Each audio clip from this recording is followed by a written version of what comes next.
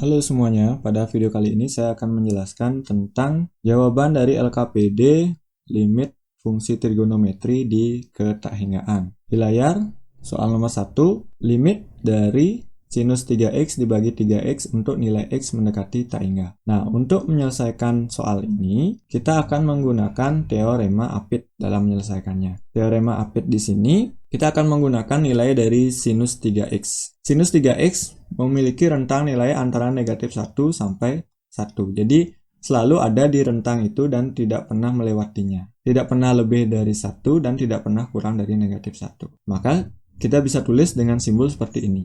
Kemudian, karena kita di soal diberikan sinus 3x per 3x, kita bagi semua ruas dengan 3x. Negatif 1 dibagi 3x. Negatif 1 per 3x kurang dari sama dengan sinus 3x per 3x kurang dari sama dengan 1 per 3x. Kemudian, bentuk ini kita beri limit di semua sisinya. Jadi, semua suku ini di kiri, tengah, dan di kanan kita beri limit x mendekati tak hingga. Jadilah dia seperti ini. Limit x mendekati tak hingga dari negatif 1 per 3x kurang dari sama dengan limit x mendekati tak hingga dari sinus 3x per 3x kurang dari sama dengan limit x mendekati tak hingga dari 1 per 3x. Di kiri kita hitung limit dari negatif 1 per 3x untuk x mendekati tak hingga adalah 0. Jadi, ini sudah saya jelaskan di limit fungsi aljabar untuk x mendekati ke tak hingga. Hasilnya, jika ada variabel di penyebut, itu hasilnya 0. Kemudian, yang di tengah ini kita biarkan, yang di kanan juga kita hitung. Limit 1 per 3x untuk x mendekati tak hingga, itu hasilnya juga 0. Maka kita mendapatkan bentuk seperti ini. Nah, berdasarkan bentuk ini, kita dapatkan bahwa nilai limit ini lebih dari 0 dan kurang dari 0. Nah, jika ada sesuatu yang lebih dari 0 dan kurang dari 0, maka hasil dari limit ini pastilah sama dengan 0. Jadi seperti itu alur berpikir untuk menyelesaikan soal ini. Jadi tidak serta-merta kalian bisa menentukan bahwa limit ini sama dengan 0 gitu. Nah, mengapa? Kenapa 0? Ini alasannya. Jadi kita punya alasan untuk menjawab kenapa dia sama dengan 0. Oke, semoga penjelasan ini bisa dimengerti. Saya lanjut. Soal nomor 2, di sini kita punya soal yang sederhana. Kosinus dari nilai limit kosinus dari 1 per 1 ditambah x kuadrat untuk nilai x mendekati tak hingga. Nah, cara ini kita bisa gunakan dengan cara substitusi langsung. Mengganti nilai variabel x dengan tak hingga. Jadi, saya substitusi. Nah, jika kalian perhatikan, dari bentuk 1 ke bentuk 2 ini, maka simbol limit tidak tertulis lagi.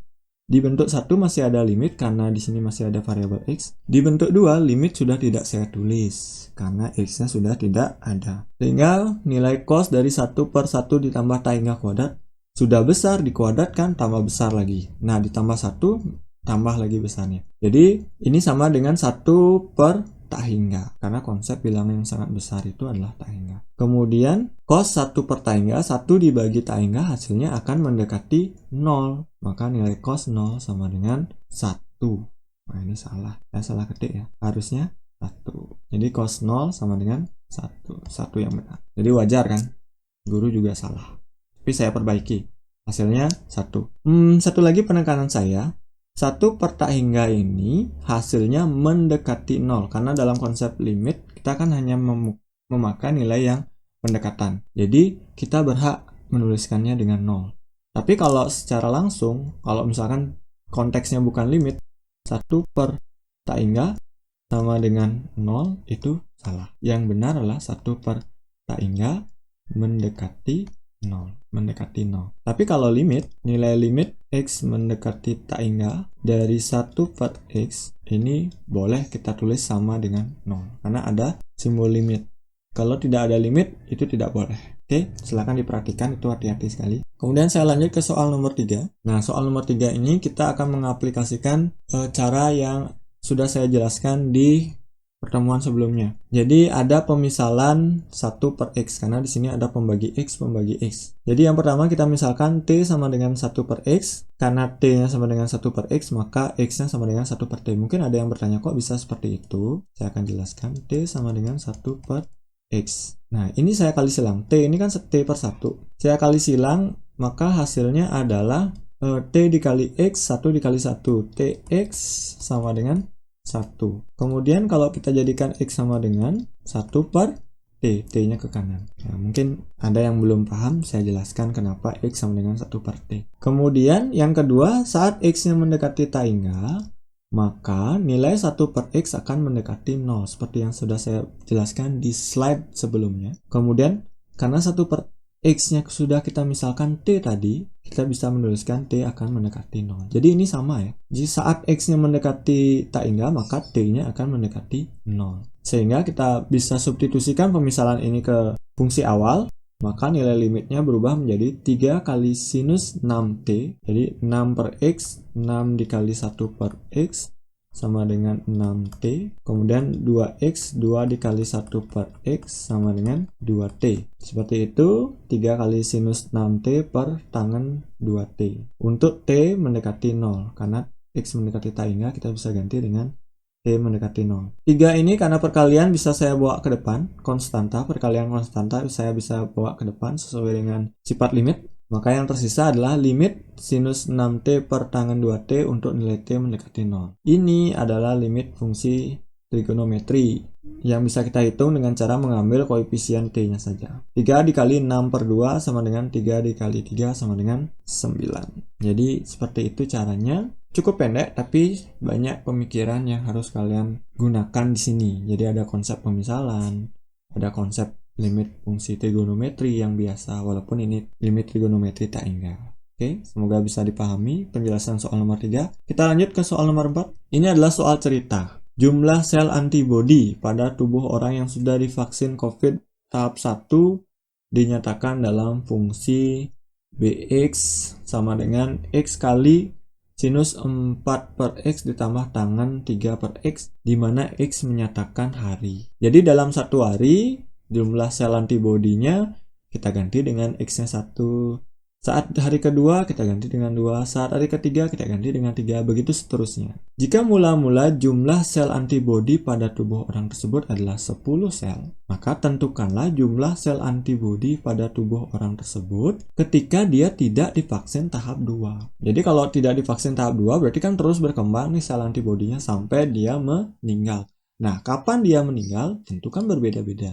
Ada yang 60 tahun, ada yang 40, ada yang 80. Karena berbeda-beda, jadi nilai X-nya kita tidak bisa tentukan. Apakah 60 tahun, jumlah hari dalam 60 tahun, atau jumlah hari dalam 40 tahun, atau jumlah hari dalam 30 tahun yang akan datang, kita tidak tahu. Maka kita anggap X akan mendekati waktu yang sangat lama. Nah, sangat lama inilah yang kita simbolkan dengan tak hingga. Jadi paham ya, disinilah konsep tak hingga itu sangat berguna. Jadi konsep tak hingga itu sangat berguna untuk menyelesaikan masalah yang seperti ini. Sehingga karena kita bisa ganti dengan X mendekati tak hingga, tentu kita menggunakan nilai limit X mendekati tak hingga. Jadi fungsinya adalah fungsi Bx, X kali sinus 4 per X ditambah tangen 3 per X untuk nilai X mendekati tak hingga. Nah, inilah simbol matematis dari masalah itu. Kita akan menghitung nilai limit dari fungsi ini untuk X mendekati tak hingga. Masalahnya adalah ini. Konsep matematikanya adalah ini. Nah, sekarang kita hitung nilai limitnya.